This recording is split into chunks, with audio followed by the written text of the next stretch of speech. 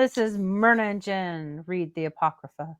If you're just seeing us for the first time, awesome. Come join us as we're reading in the Jubilees. In Jubilee right now, we are in a great moment of biblical and Apocrypha writings. We're talking about all this stuff with Isaac and Rebekah and their sons Esau and Jacob. And at this point, Jacob has gotten the birthright. He has been blessed by his father Isaac, who was apparently somewhat on his deathbed at this point. He's very old. And they tricked him. It's one of those trick stories. And right now, we're about to see the outcome of what happens. Because I'm going to say Isaac gave a blessing, and he can't take it back. No backseas in this one. Yeah, Esau's not very happy. Esau is enough not happy that he's pretty much like, I swear to kill you, my brother. That's pretty much what he's doing. So, gonna say when you have that much hatred in your heart, things don't go well. Yeah, but we do have to remember, they are twins. True. We don't bring that up enough because twins operate differently. Well, twins also, who knows if they actually came out the way it was planned by God, right? Well, you know what I'm saying? You know what I'm saying? You know what I'm saying? Hey, babies coming out, birth canals. We've had one can come at a time, and I'm not saying I don't think God gets in and can control all of that, right? And so maybe I just popped in my head right now when we were talking. Maybe he's really just kind of, this is the way it was supposed to be, but they just kind of came out in the wrong order. I'm just saying, just a thought popped in my head. Okay, go on. Ruminate, people, on that question, because it is a good question. Here we go with the rest of it. Let's continue in this saga. I'm going to call it a saga with Esau and Jacob, because everyone knows that when we talk about a lot of religions, look to Abraham, Isaac, and Jacob. That's how we usually say it. Because Esau just kind of gets left out there, and we'll see what Esau chooses to do here, because he kind of hates his brother right now. Yeah, I can see it. I can see it, because he doesn't what does he get in the end? He was told he would have a nation, and those things, but it's not the blessing that Jacob had. So let's get into it, Myrna. Let's do it. I'm ready. Bring it on. We are in chapter 27, the Book of Jubilees, verse 1. And the words of Esau, her elder son, were told to Rebekah in a dream. And Rebekah sent and called Jacob her younger son, and said unto him, Behold, Esau thy brother will take vengeance on thee, so as to kill thee. Now, therefore, my son, obey my voice, and arise and flee thou to Laban, my brother, to Haran, and tarry with him a few days until thy brother's anger turns away, and he remove his anger from thee, and forget all that thou hast done. Then I will send and fetch thee from thence. All right. So go to my brother's house. Let your brother cool off. Yeah. I'm not sure if he remove his anger from thee and forget all. I'm not sure that's going to happen, Mom. Well, yeah, that's going to be noticeable the rest of his life. Yeah. Come on. Mm-hmm. It's in the case, right? It's right there. So I don't know that there's any way of being able to cool Esau down. I mean, I don't know. I wouldn't be very happy, to be quite honest. No, very unhappy. It feels like a little Cain and Abel moment. Oh, absolutely. But it seems to have been brewing, orchestrated by the parents. Yes. By Abraham, by the wife Rebekah. Isaac got played. Poor little guy. I kind of feel bad for him. But okay. I'll just say it. He's about to die. So that's probably true. There's okay. We ready to go on? Yep. Okay. And Jacob said, I am not afraid, and if he wishes to kill me, I will kill him. Oof. But she said unto him, let me not be the bereft of both my sons on one day. And Jacob said to Rebekah his mother, behold, thou knowest that my father has become old and does not see because his eyes are dull. And if I leave him, it will be evil in his eyes, because I leave him and go away from you, and my father will be angry and will curse me. I will not go. When he sends me, then only will I go. Okay, where did that just kind of like came out of nowhere? Well, the vengeance here of, well, if he she's asking him to leave. Okay, now I get it. There for a minute. Asked him to leave. Yeah, that's right. Okay, sorry. I thought he was just like, I'm not going nowhere. I'm like, okay, but now I remember. Sorry. She says you need to leave. She says you need to leave, and he's like, no, basically not until my father tells me. Yeah, exactly. But if he wishes to kill me, I will kill him. All right, that's an attitude. I'm just saying these two boys have attitudes. Yes, they do. Mm-hmm. But this is the first time I think we've actually seen Jacob's attitude. Yes. Mm-hmm. Right? He might be the nerdy kid studying all the time and learning to read and write. However, apparently he's done with his brother. Stop. I mean, they weren't raised like here. It's not like he was nerdy enough that he was sitting home on the computer. He still had to do physical labor. Yes. So he's probably not this scrawny little guy that we think about nowadays when you think about a nerdy intellectual man, right? So I think he was strong, and he was the one that was taught how to do the sacrifices. Yes, he was. And you kind of have to be pretty strong to control some of those animals as you try and tear them apart, right? Mm-hmm. So I think he was probably, it could probably take his brother, maybe not. I don't know, because Esau, from what we understand, he was the hunter and the gatherer. Yes. So I don't know, maybe not. I just think of their personalities here in that it's like, oh, my dad really favored Esau, and he could see that. He had to have seen that. And so to have this moment be like a challenge, like, fine, bring it on. If he's going to try and kill me, he's going to try and kill me, but I have the ability to do that back. I'm not a pushover. That's the attitude. Yeah. I'm not going to be a pushover here. This is the way it has ended up and the way that it is. Yeah, if I have to, I will kill him. Mm-hmm.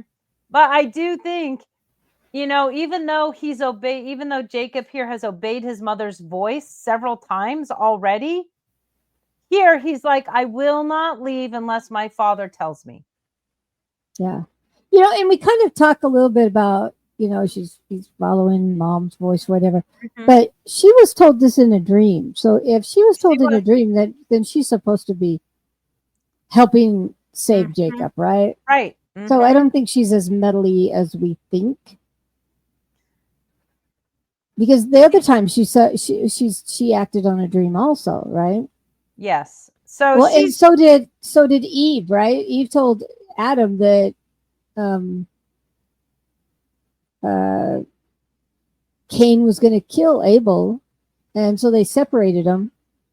Had one be a wheat and tear, a planter, and one be a guy with the flocks.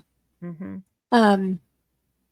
And that didn't kind of stop it from happening, but I'll just say these women have dreams.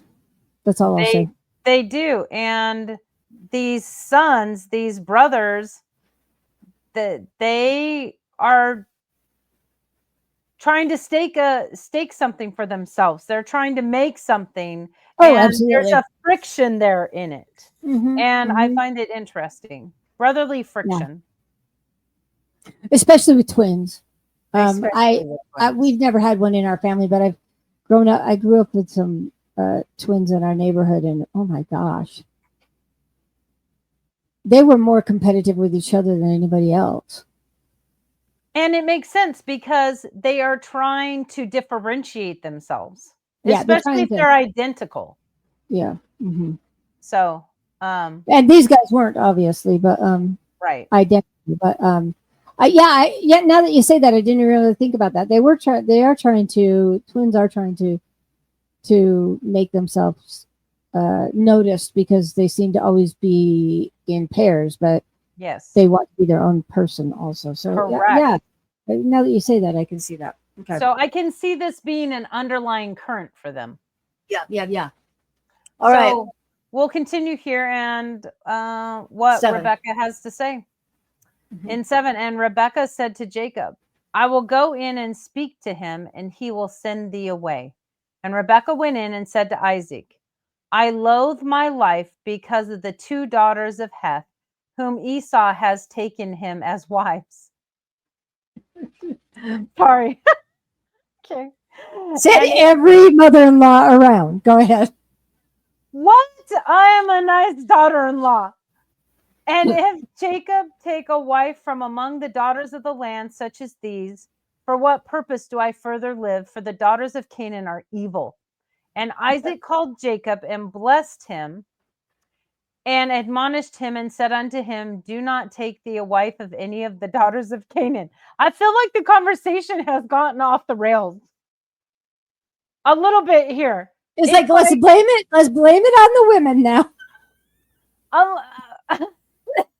I loathe my life because of these daughter-in-laws. But the whole conversation was, hey, we need to get him out of here. Esau wants to kill him. And by the way, I'm going to go in and talk to your father to talk about this. And instead, I'm going to start where I can't stand life. I loathe Esau. Well, I think we're seeing that Rebecca's a little dramatic. A little bit. She's a little drama queen here. But the admonition again, do not take thee a wife of any of the daughters of Canaan. That has been repeated for Jacob over and over and over again. Yes. Do not do it. So Abraham said it. Rebecca has said it. Now Isaac has said it. I just think the conversation was supposed to be convince Isaac to tell Jacob to leave, and instead it's about the daughter-in-laws again. And oh, son, bless you. Come on in. Don't take a wife of the daughters of Canaan. I just think that's funny. That is funny. All right. And it's a comma at the end of that, by the way. Yeah. You finished the statement. Do not take. Yeah, this is what Isaac continues to say after he says not to take any daughters of Canaan. He says, arise and go to Mesopotamia, to the house of Bethuel, thy mother's father, and take thee a wife from thence of the daughters of Laban, thy mother's brother. And God Almighty bless thee, and increase and multiply thee, that thou mayest become a company of nations, and give thee the blessings of my father Abraham to thee and to thy seed after thee, that thou mayest inherit the land of thy sojournings, and all the land which God gave to Abraham. Go, my son, in peace. And Isaac sent Jacob away, and he went to Mesopotamia to Laban, the son of Bethuel, the Syrian, the brother of Rebekah, Jacob's mother. Okay, so Jacob's brother, so it was his uncle. Yeah, Rebekah's brother. So any of his children would be Jacob's first cousins. Yeah, it seems like we're still in that family. Intermixing like that. Mm-hmm. Okay, so a little bit of a blessing. That's nice. Mm-hmm. And he did tell him to go to Mesopotamia. He has the blessing of dad to go. Yep, he does. And he promised mom he would go if dad said so. Now he's like, sore out of luck. He's got to go, man. Right. And Hebron. And where are they headed? Mesopotamia. Mesopotamia, yeah. I'm just curious in here, like on a map. kind of just looking for myself on where they were, because they were in, that's going to be a little bit of a ways there. It's going to be a little bit of a moment of travel, because they're in Hebron right now. And he wants him to go to Mesopotamia, the Tigris and Euphrates rivers. So he is definitely going on a little bit of a journey. Yeah, it looks like it's like Syria, Turkey, and Kuwait is kind of the area, and Iraq, the area of Mesopotamia. Yeah, where right now he's been staying, he's been living more in the peninsula area. So it's going to be, that's going to be a little bit of a journey. That'll be a little bit of a journey for him. Yeah. But here's my question, and then we'll get on. This kind of is kind of a tangent, but kind of not a tangent. You're just talking about it right now. What to them is a long journey? Yeah, that's a good question, actually. Because it's different. I'm absolutely sure it's different than it is to us. Yeah. Right? Because we are so mobile now. Yeah. Right. But if we had to travel the way they had to travel, I don't think we would think the same distance is a long journey. I think we would go a shorter journey thinking it's a long journey. So my head just says, well, what do they consider a long journey? Because you're saying it's a long journey. What did they consider it? We don't know, really. No, but that is a good question. Because he has some miles to ride on a camel or walk. Yeah. I assume he's on a camel. Because that was a mode of transportation for them. So interesting. So he's off to Mesopotamia to find himself a wife. Yeah. How exciting. He doesn't even know her, and it doesn't matter. He's off to find a wife. It kind of didn't back then. No, it didn't. We put a lot of emphasis on that these days in modern times. I think that might be partly why Rebecca's not very pleased with Esau's wives. Right. Also because they're from Canaan, but also I don't think that because of where they are from, that they were a betrothed thing like they're doing here with Jacob. I think he married him because he wanted to, not because it was this right. So it was. I think that is also another reason why they're not so happy. Also from where they come from, and that they're not, keeping their covenants with it or their vows with him. But also, kind of, I think that part of it is just that it wasn't. He didn't follow the ritual of finding a spouse with the approval of the parents. It was a big deal then. Yeah, it was a big deal. So here we go. Let's go. Let's continue here. Verse 12. 13. And 13. That's what I meant. And it came to pass after Jacob had arisen to go to Mesopotamia that the spirit of Rebekah was grieved after her son, and she wept. And Isaac said to Rebekah, my sister, weep not on account of Jacob, my son, for he goeth in peace, and in peace will he return. And the Most High God will preserve him from all evil and will be with him, for he will not forsake him all his days. All right. I'm just going to let you know, it's a little weird that Isaac says to Rebekah, my sister, weep not. I was actually just going to say, I like that better than woman. Yeah. Okay. That's interesting. There was one time my husband said to me, woman, and I got so upset. I mean, pardon the language, I got pissed off. I was almost ready to Okay. Because to me that's disrespectful. Right. Mm-hmm. And the voice, the way, this is like a soft thing, but he was mad. Yeah. And he was, and he's never done it since. But I like that better than woman, weep not on account of Jacob, my son. Right? I don't know what it is, but when you address, if you address me or even just any other woman saying that way, right? I take it as a negative thing, not as a positive thing. I don't know. Interesting.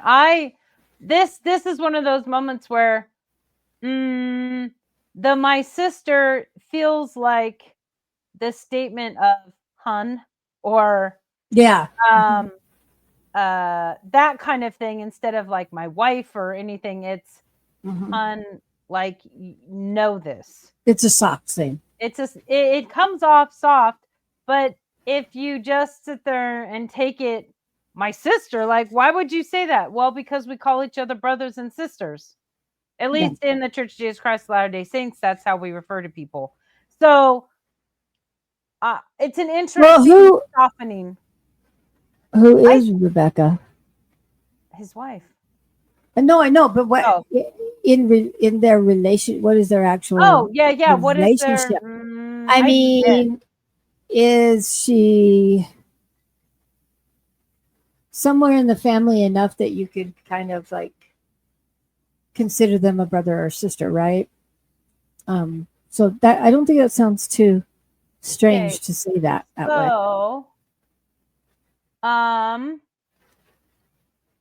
So Abraham, their family tree wise, Abraham and Nahor were brothers. And Abraham had Ishmael and Isaac. Those are the main two. Right.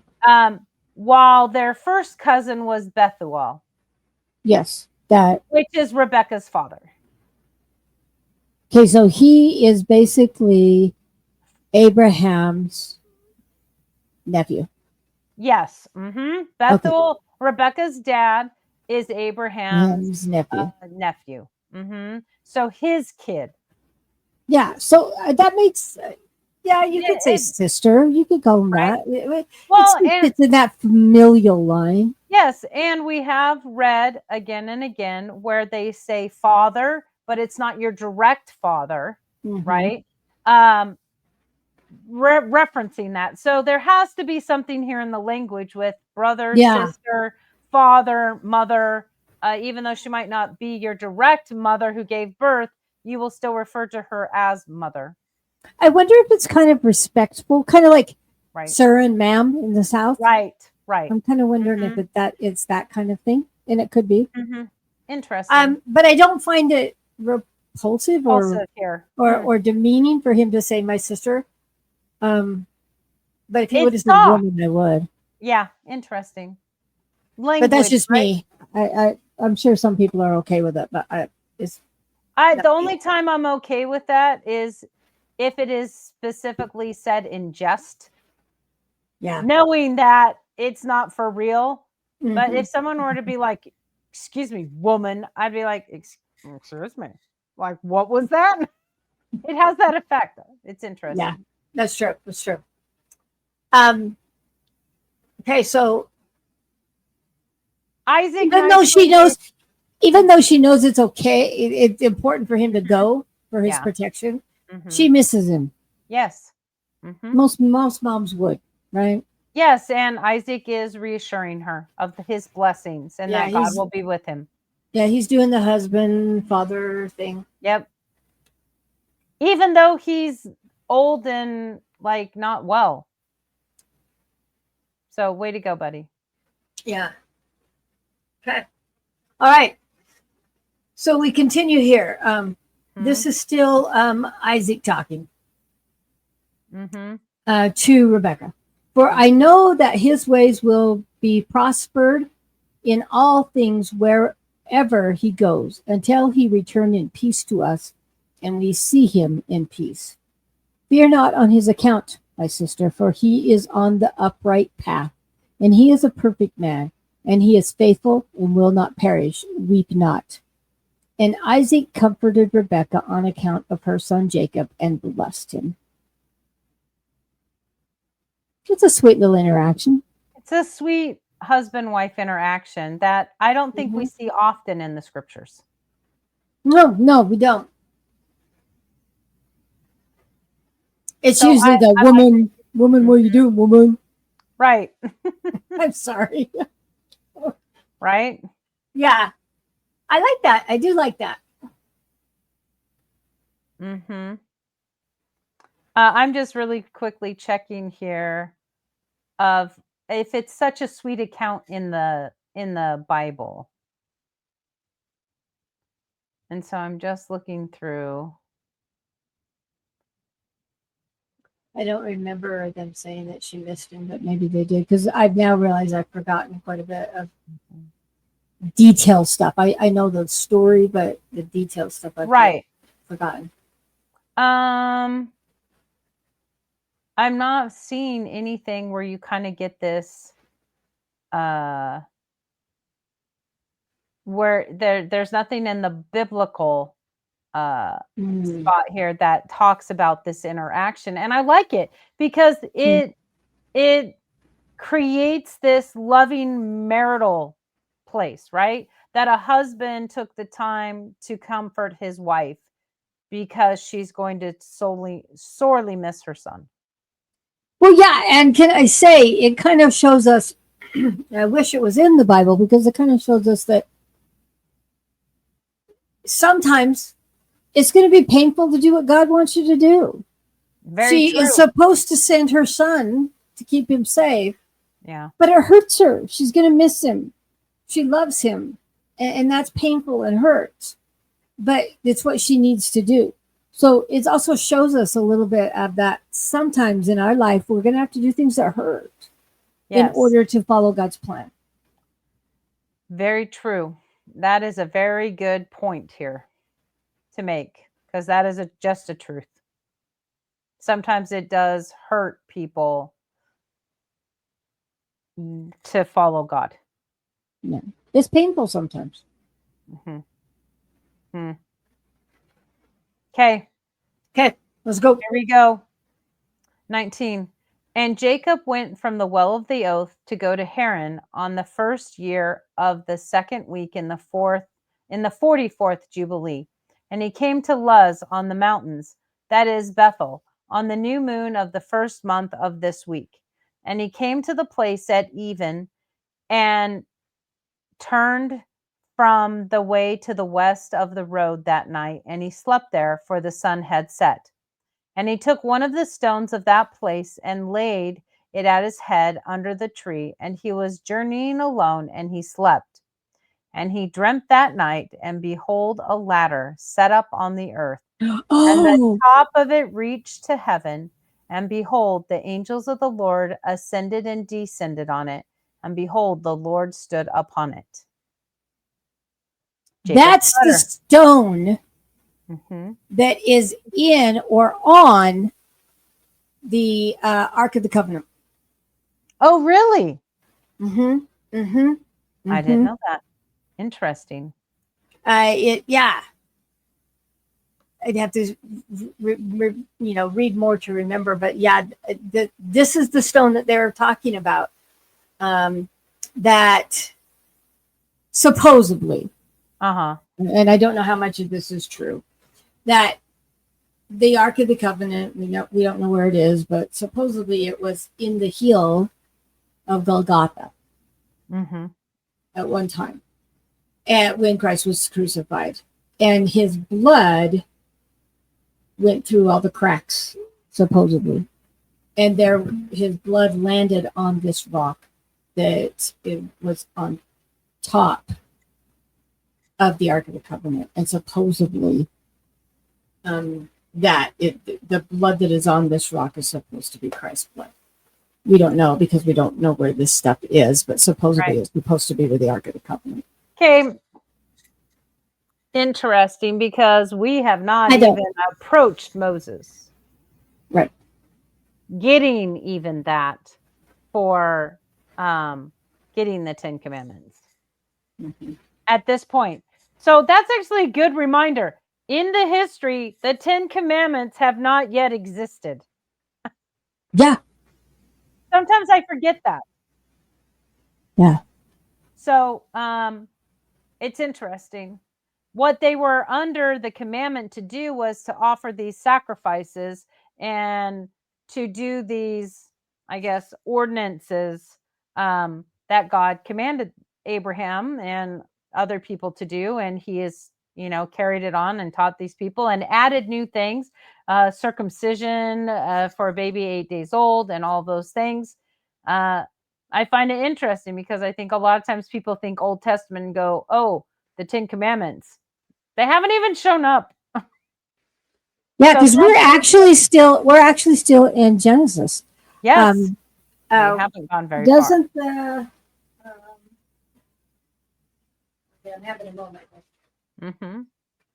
Doesn't the 10 Commandments show up in either Exodus? I think they show up in Exodus. So we're still in Genesis. Yes. So we've got a little bit. But yeah, this is what they call the stone of Jacob's ladder. Mm-hmm. Okay. And that would be fun to do a little research about. But yeah, I've heard about this stone.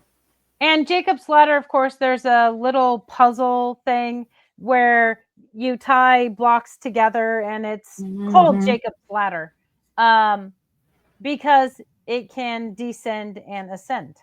So, which is interesting. Yeah. As a reminder of this moment. And the interesting part for me on this is that he sees angels of the Lord ascending and descending on it, which makes me always think when I picture that heaven is helping. They are here and they are going back and forth all the time to help. Yeah. I believe that. I totally believe that. So all right, let's see what else is in this dream. Go ahead, sorry. I also think here it's interesting that Jacob sees this in a dream. Yeah. So a lot of stuff is happening in dreams. We get that a lot. And yet these days in modern times, not as many people, I think, are willing to say, I dreamed this dream and it came from God. Yeah. We don't want to have to sing the song. Correct. So anyway, it's interesting. His mom sees things. He sees things in dreams. It is a viable way for God to communicate. Well, yeah, because their life was quite busy. I can see where that would be a time when God could get to them a little bit easier to commune with them. And that's how we get people calling them visionary men. Yes. Right? Yep. All good things, all gifts from God. Okay, 22. And he spake to Jacob and said, I am the Lord God of Abraham, thy father, and the God of Isaac. The land whereon thou art sleeping, to thee will I give it, and to thy seed after thee. And thy seed shall be as the dust of the earth, and thou shalt increase to the west and to the east and to the north and to the south. And in thee and in thy seed shall all the families of the nation be blessed. And behold, I will be with thee, and will keep thee whithersoever thou goest, and I will bring thee again into this land in peace, for I will not leave thee until I do everything that I told thee of. All right. Another reminder and reiterating that this blessing is on you, Jacob. Well, and that this land is yours. I mean, the God keeps having to tell them that this land is theirs. Yes. He says it a lot. He does. I'm not gonna lie. He says that a lot. I don't know if they're not believing him or if he's not believing himself. I don't know. Yeah, I don't know. It's just that's interesting to me. But nonetheless, that's what he does. And I love how basically he's saying, he doesn't only just say that, you'll have as many posterity as the dust of the earth, but also that it will go west, east, north, and south. So you're going to cover everywhere. Right. Now think about it. If someone were to come to you to tell you that, would you even be able to imagine that? No. I don't think you could. I think that would be it would be hard. An all moment, right? What are you really talking about thing? Well, because at this point, we don't know fully how many people were living on the earth because of, so many people having children. But right. These days we have about 8 billion people. I don't think he could have fathomed 8 billion people. Oh, no, I don't think so. So I think that's fantastic. I like that. I just love the way that it's worded. It's worded, and it's given to him very peaceably. Mm-hmm. Because you could really startle and kind of scare somebody to tell them that kind of stuff, but it's the way that it's worded and said is very in a peaceful manner.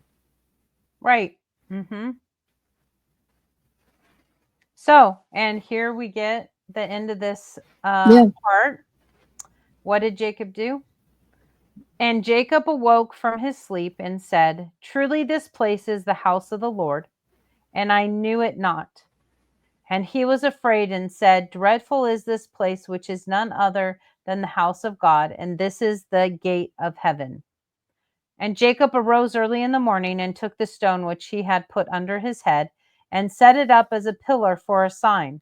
And he poured oil upon the top of it, and he called the name of that place Bethel. But the name of the place was Luz at the first.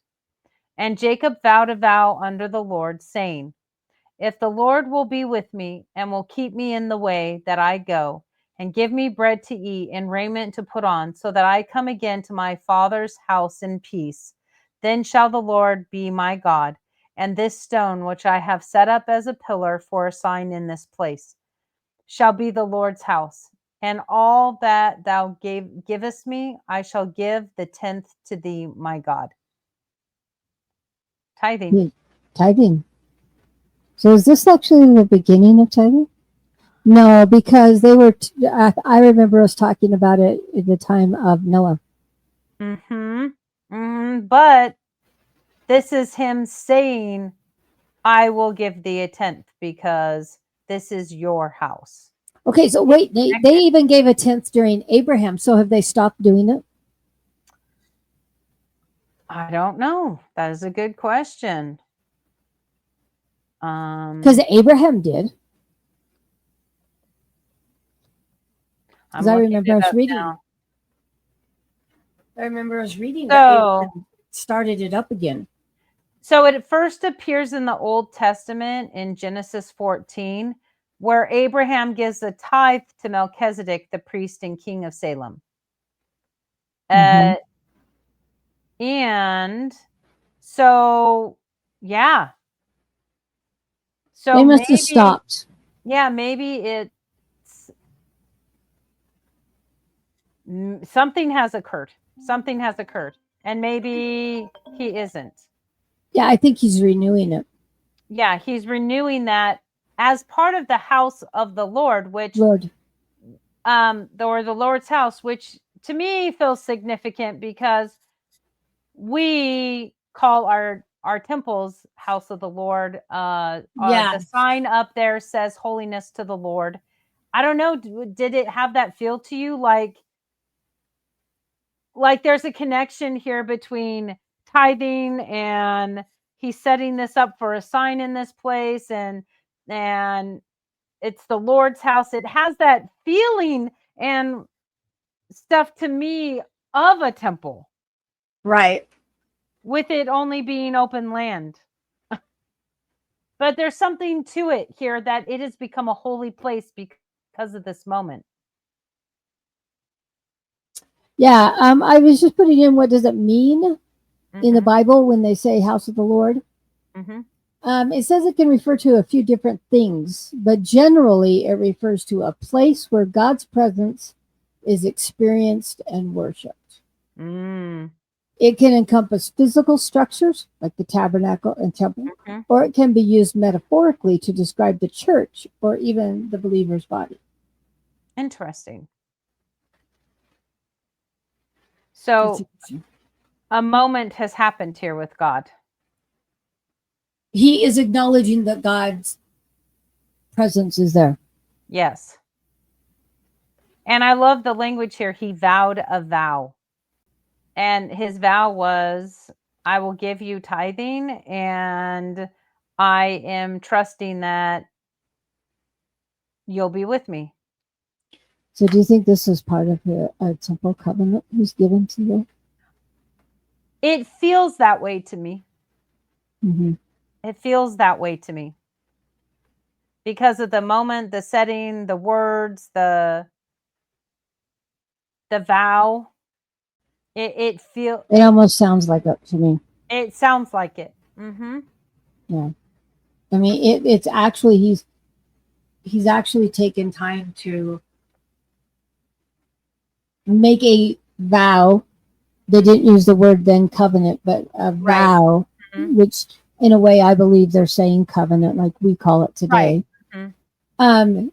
That if the Lord will help him to come back to his dad's house again, yep, in peace, that he will build this place up to the Lord and will give him his tithe, which we do. We vow to and covenant to live the law of consecration, which I think is another way of saying what he's saying here too. I'm gonna agree with you that mm-hmm. Because they haven't yet been asked to live the law of consecration yet. Correct. So the law of tithing would be the same in comparison to what we've been asked to do in the law of consecration. Right. Give of our for us now. Well, yeah, because it was 1/10 of everything. Yeah.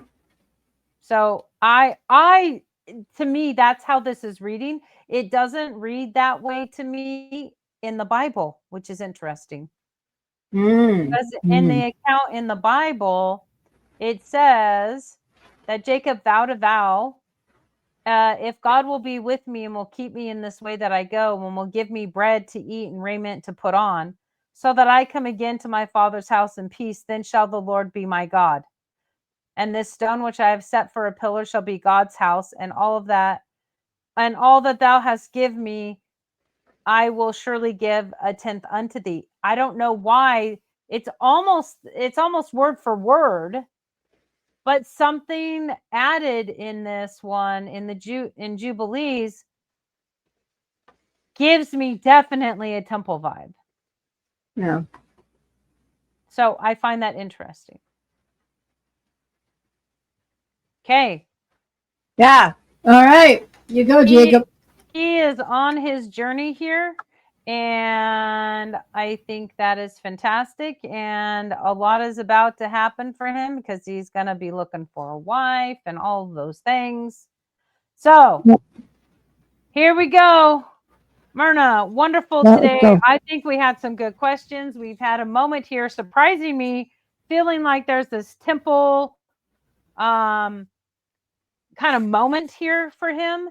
And his mom was being consoled in a very loving way, which we don't get in the Bible, which I loved. So everyone out there, if you enjoy Myrna and Jenn read the Apocrypha, then please like and subscribe and do all those things. Send the link out to someone that you think might go, oh, that was interesting. I hadn't thought about that. Perfect. If you disagree with us 100%, we would like to hear from you. If you agree with us 100%, we'd like to hear from you. If you think it's 50-50, guess what? We still would like to hear from you. So comment, like, all those things. Thank you so much. Yes, please. Please. All right. We're so grateful. So we will see you next week. And as Myrna and I like to always say, the Apocrypha rules. All right, catch you. All right, guys. Thank you. Bye. Bye.